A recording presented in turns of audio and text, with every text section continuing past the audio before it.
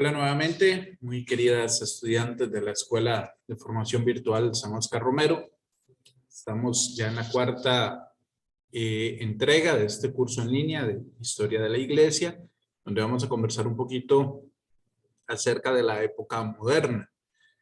Si bien en la historia universal se habla de época moderna, el periodo que va desde finales del siglo XV a finales del siglo XVIII, estamos hablando de 300 años.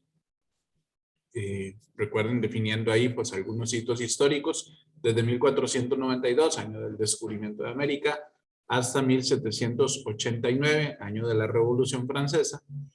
En la historia de la Iglesia definimos como época moderna un periodo más corto, más o menos la mitad de ese tiempo, la mitad, los últimos 130 años, 140 años aproximadamente.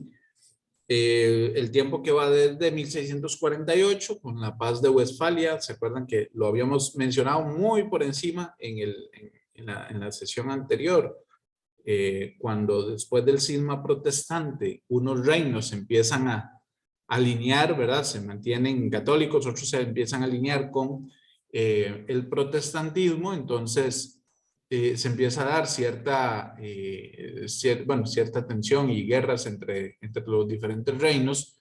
Se produce la guerra conocida como Guerra de los 30 años, que se soluciona con un tratado de paz firmado en 1648, conocido como la Paz de Westfalia. Y dijimos que el final de esta guerra marca un cambio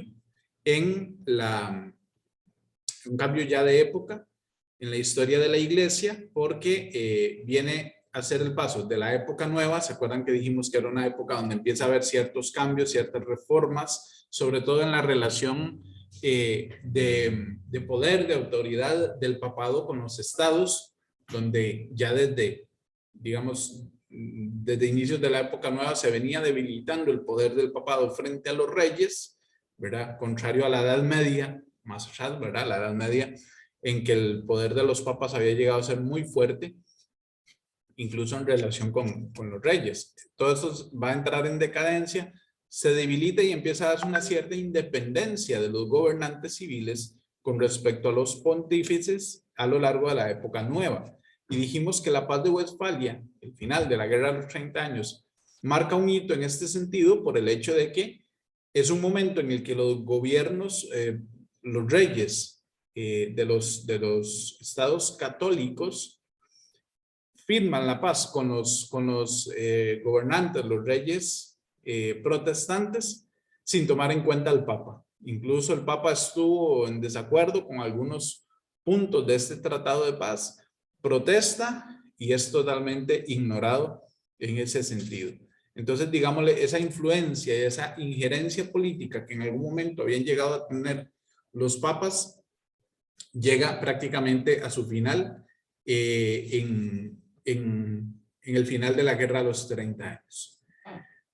Estamos en la época justamente del Renacimiento, que se conoce como el Renacimiento, este cambio de visión que hubo y que se manifestó en la cultura, en la ciencia, en las artes, sobre todo en términos de que ya no se considera a Dios el centro de la vida social, el centro de la ciencia, el centro de las artes, sino que se pone al ser humano como el centro y como el referente de todo, y entonces empiezan a darse ciertos cambios. Repito, en las manifestaciones culturales, por ejemplo, el arte sagrado ya va a ser un poco menos común para empezar a destacar la figura del ser humano con mayor claridad y con mayor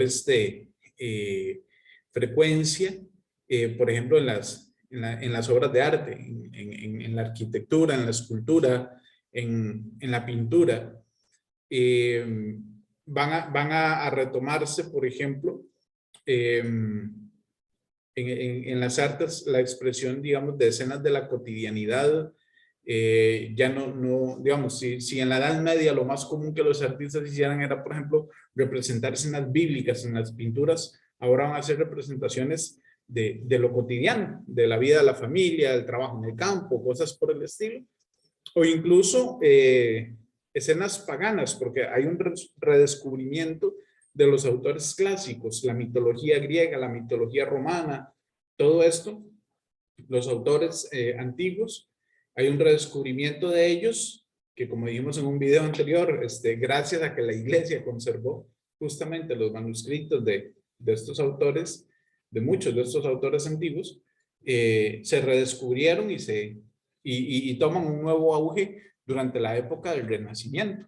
Entonces, digámosle así, la sociedad empieza a volverse un poquito más secular, ¿verdad? Un poquito más secular y menos, no precisamente menos creyente, pero sí con una influencia menos clara, menos evidente de la fe, de la religión, de la iglesia como institución en la vida social. Entonces, más o menos esto pues es lo que llamamos el Renacimiento. Estamos en la época del Renacimiento. Entonces, es la época también en la que se da ahora sí el nacimiento de la ciencia moderna, la conformación del método científico, ya más o menos como lo conocemos hoy. Esto es ya parte de la época moderna. Se van a dar nuevas formas de espiritualidad, formas incluso más individualistas, más intimistas, lo que se conoce como la devoción moderna, ¿verdad? El tema de yo hago mis prácticas de piedad, mis oraciones y mis ejercicios, ¿verdad? De devoción sin necesidad de una vivencia comunitaria, ¿verdad? Sobre todo de la liturgia, sino algo como más intimista. Eso se va a ir manifestando allí. En la vida política, por ejemplo, es la época moderna, la época del absolutismo monárquico, ¿verdad? Los reyes lograron alcanzar tal poder y tal, se fortaleció tanto la figura del rey en los estados, que incluso pues se llegó a esto, ¿verdad? Al absolutismo, el rey que concentra todos los poderes. Recuerdan, probablemente han oído ustedes la frase famosa de uno de los reyes de Francia, me parece que Luis XVI, el Estado soy yo.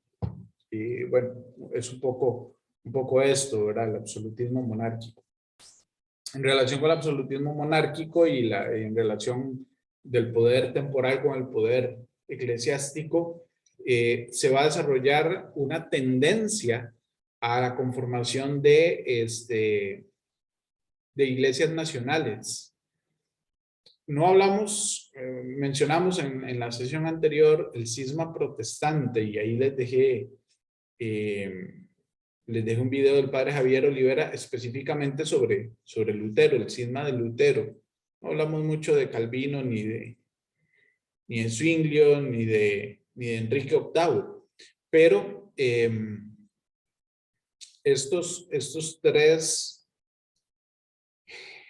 digámosle reformadores, ya sabemos que no son reformadores, pero bueno, estos personajes que van a generar división en la iglesia, Calvino, Zwinglio, Lutero y un poco Enrique VIII, que va a provocar también el cisma anglicano, ¿verdad? El nacimiento de la iglesia de Inglaterra, van a sentar las bases para que se busque la conformación de iglesias nacionales. ¿Qué entendemos como iglesias nacionales? Que la iglesia de cada reino dependa del rey y los obispos de alguna manera le deban cierta obediencia al rey, tal vez no una obediencia total, pero sí que haya un control, un cierto control de los reyes sobre la vida eclesiástica, especialmente lo que tiene que ver con las tierras, lo que tiene que ver con los bienes materiales, todo este tipo de cosas, no tanto lo dogmático, sino la cuestión, digámosle, material.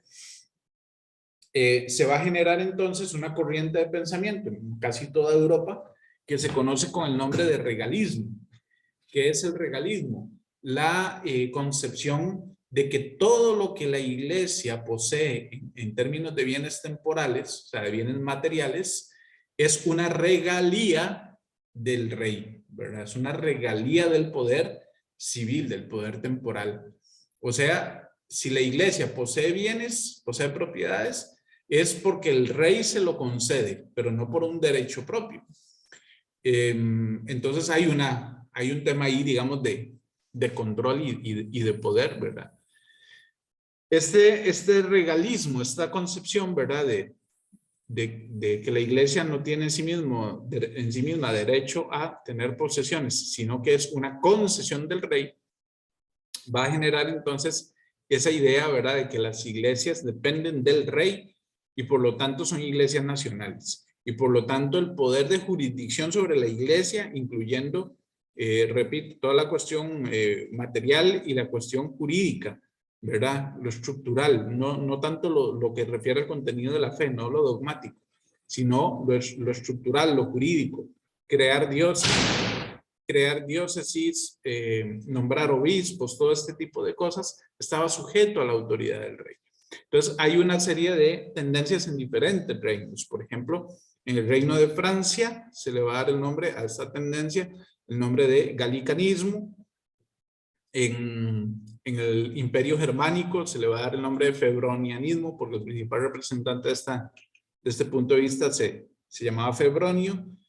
Josefinismo en el imperio austriaco por el emperador José II, pero son, digámosle, son versiones más o menos de la misma concepción de reino, la misma concepción de iglesia, ¿verdad? El mismo punto de vista. Es en el fondo la misma filosofía, nada más que con algunos ciertos matices y con sus ciertas características particulares en cada reino. Entonces, hay un desconocimiento o por lo menos un intento de ignorar o de anular la autoridad de los papas, el primado de jurisdicción de los papas.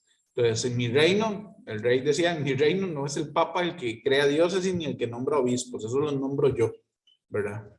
Esa es un poco la tendencia allí que va a marcar mucho esta época moderna y las tensiones entre los estados y la iglesia, los reinos y la iglesia.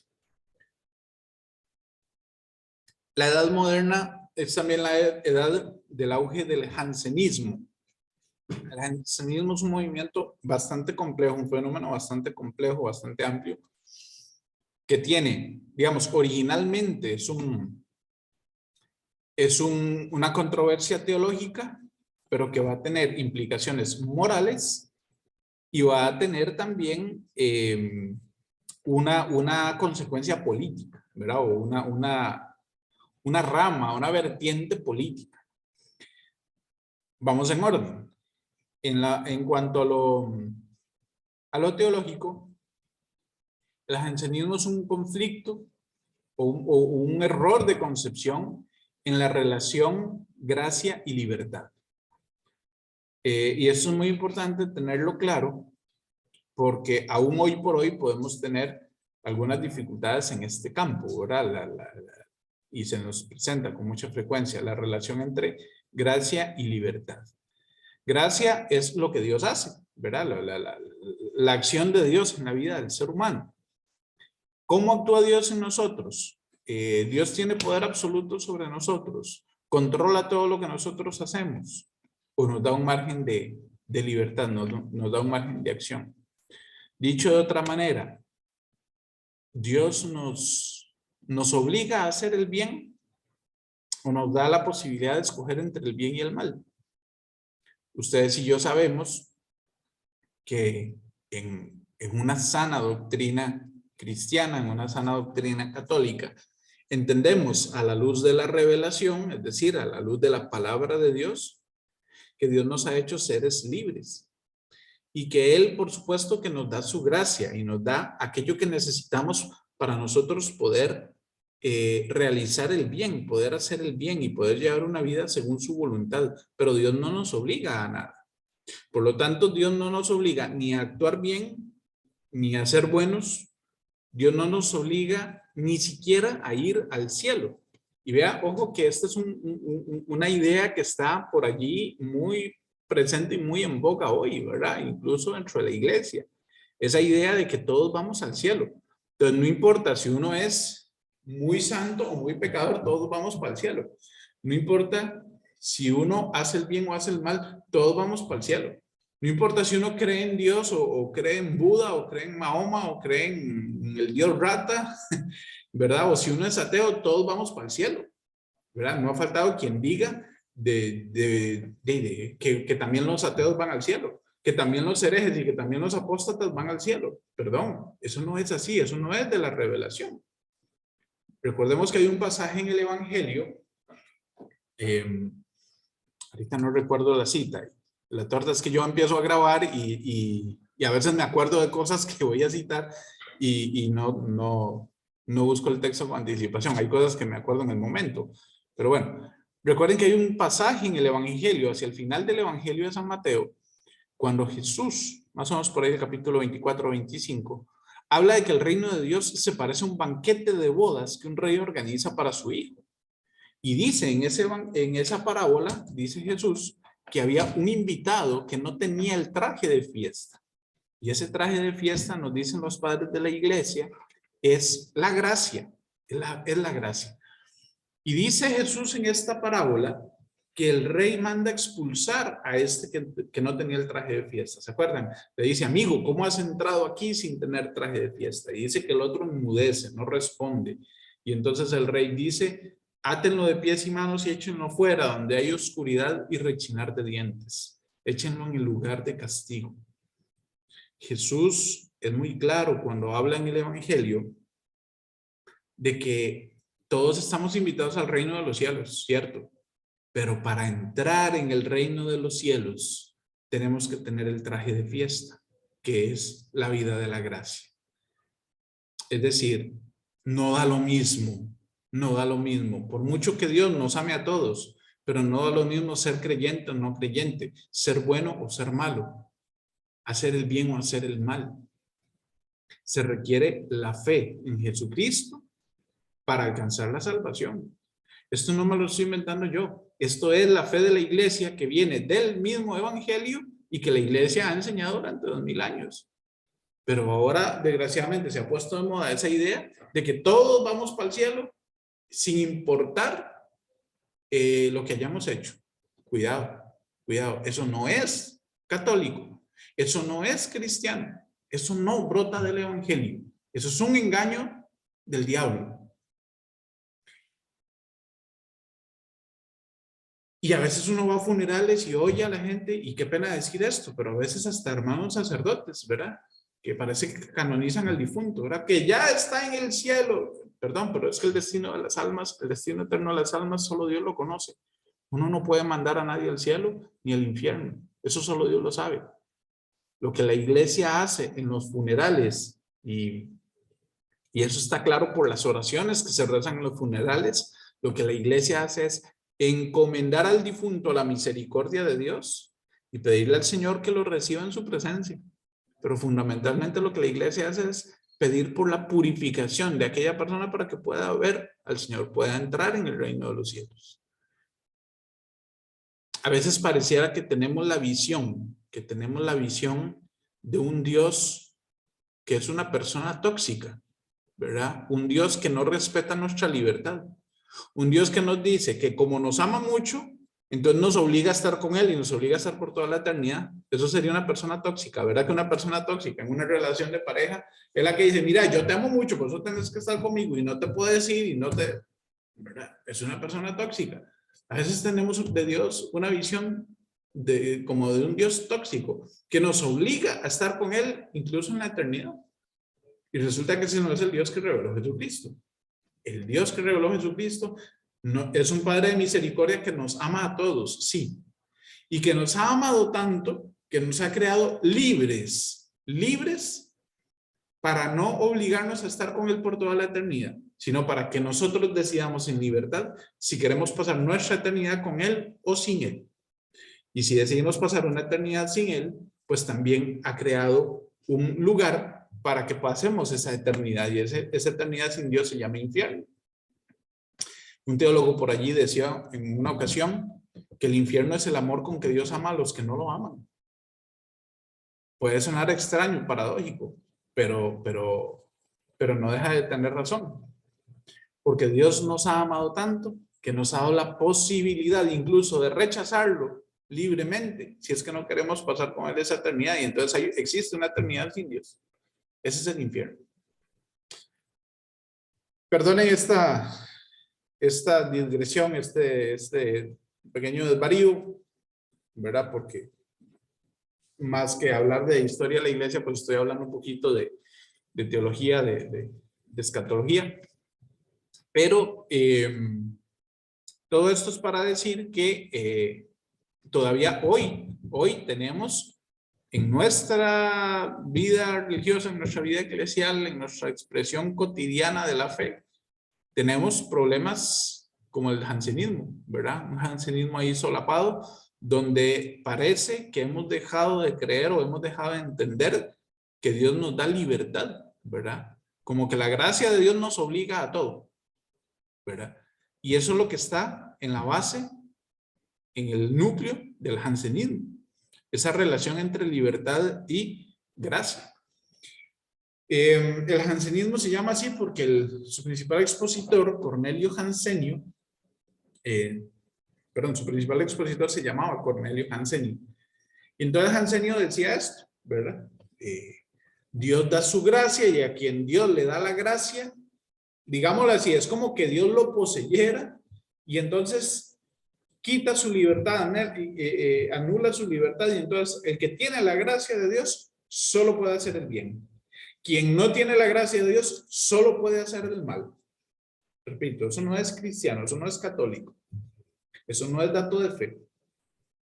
Y entonces Jansenio decía, bueno, como el que tiene la gracia de Dios solo puede hacer el bien y el que no tiene gracia de Dios solo puede hacer el mal y es Dios el que decide dar la gracia, entonces significa que hay algunos que ya están predestinados porque Dios ya de antemano decide, este se va a ir para el cielo, le voy a dar la gracia y este se va a ir para el infierno, entonces no le voy a dar la gracia, ¿verdad? Vean que ahí hay un problema tremendo de la concepción de la gracia y de la libertad. Una consecuencia de esto, perdón, nada más paréntesis antes de cerrar, ¿qué es lo que la iglesia enseña entonces en torno a esto? La iglesia enseña que el ser humano tiene libertad para acoger o para rechazar la gracia de Dios, que con la acción de la gracia de Dios el hombre puede realizar el bien, pero también libremente puede rechazar esa gracia y optar por el mal, ¿verdad? Que sin la gracia de Dios el hombre es capaz de hacer el bien, aunque sea a tientas y aunque no en la misma medida que lo haría con el auxilio de la gracia, pero todavía el hombre puede buscar el bien aún sin el auxilio de la gracia. Y sobre todo, la iglesia enseña que toda acción que nosotros realizamos es enteramente humana y enteramente divina. Es toda nuestra y toda de Dios. San Ignacio de Loyola tiene una frase, seguramente ustedes la han oído, ¿verdad? Haz todo como si todo dependiera de ti, confía como si todo dependiera de Dios, porque en toda acción humana confluyen la acción humana y la acción de Dios, ¿verdad? En toda acción humana quiero decir, ¿verdad? En comidas a la salvación. Y esto para nuestra vida vocacional, para nuestra vida, ustedes como consagradas, esto es importante, ¿verdad? Tenerlo claro. Porque por un lado confiamos, ponemos nuestra confianza en la gracia de Dios, pero sabemos que en la vida vocacional, en el ejercicio del apostolado, ¿verdad? En el cuidado de nuestra vida espiritual, tenemos que esforzarnos, sabiendo que no todo depende de nosotros, que debemos de confiar en la gracia, ¿verdad? Pero que en ese proceso, entonces, van uniéndose, interactuándose mi esfuerzo con la acción de Dios. Y eso lo vemos en todo momento en los evangelios, ¿verdad? Jesucristo cuando hace un milagro, Jesús nunca hace un milagro solo, ¿verdad? En todo caso, en los milagros siempre le dice a la persona que haga algo, ¿verdad? Cuando multiplica los panes, lo hace con el pan que había llevado aquel chiquillo, ¿verdad? El pan y los pescados que había llevado aquel chiquillo. Al ciego le pone barro, pero le dice, ve a lavarte, ¿verdad? A los leprosos, aquellos, vayan a presentarse al sacerdote, ¿verdad? En las bodas de Caná, llenen las tinajas de vino, ¿verdad? Dios siempre hace maravillas, pero las hace con nuestra cooperación. Nunca fuera de nuestra cooperación, nunca contrario a nuestra libertad. Pues entonces Jansenio negaba esto. Jansenio pensaba que bastaba con la gracia y entonces la gracia lo hacía todo y entonces el que no tenía la gracia de Dios, por mucho que se esforzara, igual se iba a ir al infierno y no era capaz de hacer el bien, y el que tenía la gracia de Dios, pues ya tenía asegurado el cielo porque porque solo podía hacer el bien. Esta mala concepción de la gracia y de la libertad humana tiene una consecuencia moral, ¿verdad? Como tenía Jansen tenía esta visión, ¿verdad? De que estábamos ya predestinados al cielo o al infierno. Entonces decía, bueno, esto se manifiesta en la vida moral y entonces significa que si yo tengo la gracia, para estar seguro de que tengo la gracia y de que voy a ir al cielo, entonces todas mis acciones deben ser buenas. Y entonces se caía en un rigorismo moral, ¿verdad? Dios guarde cometer un error, Dios guarde cometer un pecado, Dios guarde hacer algo mal, porque entonces eso podría ser signo de que yo me voy a ir al infierno, ¿verdad? Prácticas ascéticas y penitenciales exageradas y cosas por el estilo, ¿verdad? Se dieron ahí con el jansenismo. Y les decía, tiene también una vertiente política en el sentido de lo que dije antes, ¿verdad? Del regalismo, del galicanismo, ¿verdad? Digámosle así, el jansenismo empieza a traducirse luego en un deseo, digamos, de pureza de la iglesia, en el sentido de volver al origen, a las primitivas comunidades cristianas, al estilo de vida de la antigüedad, eliminando todo lo que se había incorporado en la vida de la iglesia a lo largo de los siglos, incluso lo bueno. Y entonces, esa visión los hace despreciar a la iglesia tal cual es en el momento histórico que ellos viven, y entre otras cosas es un desprecio a la figura del papado, a la autoridad de la Santa Sede, un desprecio a la jurisdicción del romano pontífice, y es un apoyo, digamos, a todas esas tendencias que dijimos hace un ratito, ¿verdad? El regalismo, el galicanismo y demás, porque lo que hacen es reforzar la autoridad de los obispos, ¿verdad? De tal manera que, digamos, de una manera mal entendida, de tal manera que el obispo gobierna en su diócesis sin ninguna autoridad del Papa, ¿verdad? Sin que el Papa tuviera ninguna jurisdicción sobre la iglesia en esos territorios. Entonces, el jansenismo se va a convertir, digamos, en una herramienta muy útil al servicio de estos reinos, ¿verdad? Que querían fortalecer su papel de frente a la iglesia.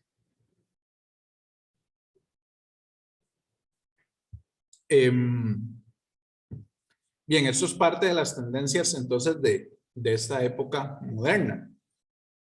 Y esta época también pues es la época en la que van a surgir y van a gestarse las ideas de la Ilustración. Bueno, la Ilustración que tuvo diferentes manifestaciones, diferentes vertientes, ¿verdad? La Ilustración como tal, recordemos que es este movimiento, bueno, tal vez movimiento no es la manera de decirlo, tal vez esta tendencia, esta nueva manera de comprender y de búsqueda de la verdad, de búsqueda del conocimiento, que va a venir como consecuencia del Renacimiento. Con la Ilustración, pues hay varios matices que hay que hacer, ¿verdad? Porque la Ilustración como tal tenía algunos planteamientos buenos, interesantes en el tema de la búsqueda de la verdad y en el tema del conocimiento, en el tema del papel del uso de la razón, pero va a llegar a un exceso, sobre todo la Ilustración francesa y la Ilustración inglesa. Hay también una Ilustración española que no es tan nociva, pero la Ilustración francesa y la Ilustración inglesa van a llegar a caer en el extremo del culto a la razón. ¿Qué entendemos como el culto a la razón? Pensar que la razón humana, el pensamiento racional, es un absoluto. Y es un absoluto significa que es el único criterio de verdad que el ser humano tiene. Lo que yo no puedo entender con mi razón, simple y llanamente no es verdadero. Lo que yo no puedo asimilar con mi razón, simple y llanamente no existe y debe ser desechado. Por lo tanto, el conocimiento racional, como es diferente al conocimiento de la revelación de Dios, Entonces, la ilustración, sobre todo la ilustración francesa y la ilustración inglesa, van a ser contrarias a la fe cristiana, porque la fe cristiana es una fe revelada, ¿verdad? Lo sabemos, es una fe revelada. Dios se ha manifestado, porque nosotros con nuestra sola razón no podemos conocer a Dios. Y entonces, en la mentalidad de los ilustrados, sobre todo franceses, hablar del conocimiento por revelación es un absurdo, es una tontería, no tiene sentido. Y ellos van a considerar la fe, específicamente la fe cristiana, como un absurdo, y van a considerar la teología como la causa de que el ser humano no pueda realizarse plenamente, no pueda pensar libremente, no pueda vivir libremente. Y entonces ahí viene todo ese tema, ¿verdad? Lo que se ha llamado el iluminismo, ¿verdad? La idea de que el hombre solo tiene la luz de la verdad cuando sigue el conocimiento racional y que tiene que liberarse de todo el conocimiento de la fe. Y entonces viene la negación y el destierro de la religión, por decirlo de alguna manera. Entonces se cae verdaderamente en un culto a la verdad. Estas ideas de la ilustración van a empezar a gestar, van a estar en la base de la Revolución Francesa, que es la que marca el final de esta época. Después hablaremos un poquito más sobre la Revolución Francesa, pero uno de los excesos a los que llegará la Revolución Francesa después será a profanar la Catedral de París, la Catedral de Nuestra Señora de París. La van a profanar haciendo una entronización de la diosa Razón. Y la diosa Razón era una mujer que entronizaron vestida a manera de diosa romana, o de diosa, de diosa griega, de diosa de la mitología griega. La habrán de entronizar en la Catedral de París, y van a decir que esta iglesia va a estar consagrada a la diosa Razón. A ese extremo se va a llegar. Las ideas de la ilustración que van a gestarse, van a ir creciendo a lo largo de esta época, ¿verdad? Pues tienen ahí varios autores, fundamentalmente los más conocidos, probablemente ustedes recuerden, ¿verdad? De un poco de historia de la cultura y de estudios sociales, famosos autores, ¿verdad? Montesquieu, Rousseau, Voltaire, ¿verdad? Estos van a ser los filósofos, los pensadores que van a empezar a proponer estas ideas que se van a divulgar un poco ahí, ¿verdad? Con ayuda de la publicidad. No había las redes sociales que tenemos ahora, pero con panfletitos y cosas que un cierto grupito ahí de la baja nobleza va a aprovechar, y lo va a aprovechar muy bien para gestar la Revolución Francesa. Pero de eso hablaremos en la siguiente sesión. En América, recordemos que desde 1492 los españoles habían llegado a América, comenzaron a evangelizar el continente. Ya para 1648, o sea, ya para la época moderna, ya la iglesia está bastante establecida, digamos, ya hay varias diócesis a lo largo de todo el continente americano. Ya en Costa Rica, por ejemplo, para estas fechas ya está la iglesia, ¿verdad? Ya pertenecemos, por ejemplo, a la diócesis de León de Nicaragua. No voy a entrar mucho en los detalles propios de Costa Rica, de la historia de la iglesia en Costa Rica, porque se supone que ese es el segundo curso de historia, ¿verdad? Pero para esta época moderna, 1648, 1789, Costa Rica pertenece a la diócesis de León de Nicaragua, tiene un vicario general, y ya en 1648, ya para esta época, ya hace por lo menos unos 10 o 13 años que ya ha aparecido, se ha hallado la imagen de Nuestra Señora de los Ángeles, ¿verdad? Sabemos que fue más o menos 1635, 1638 el hallazgo de la imagen de la Virgen de los Ángeles. Entonces, mientras al otro lado del charco pues están pasando aquellas cosas, la iglesia en América pues está tratando también de crecer, de gestarse, están en desarrollo muchas misiones, ¿verdad? A lo largo y ancho de todo el continente americano. Particularmente en la época en la que en Costa Rica hay intentos de evangelización de los indígenas en Talamanca, con muy poco resultado, poco o ningún resultado en realidad. Algunos misioneros incluso murieron mártires por los indígenas de Talamanca en esta época. En la época moderna, lo que decimos ahora el Renacimiento y el surgimiento de la ciencia moderna y demás, se va a dar el famoso caso Galileo, del que vamos a hablar en un video aparte. No lo digo en este, ¿se acuerdan que dijimos que de cada época histórica pues íbamos a ver unas generalidades, ¿verdad? Estas son las generalidades de la época moderna y que íbamos a hablar de un tema específico. Entonces, en el caso de la época moderna, ese tema específico es uno del que se ha hablado mucho y se ha cargado mucho las tintas y se han divulgado muchas falsedades y muchas ideas tendenciosas, como es el famoso caso Galileo. Eso lo haremos entonces en un videíto aparte.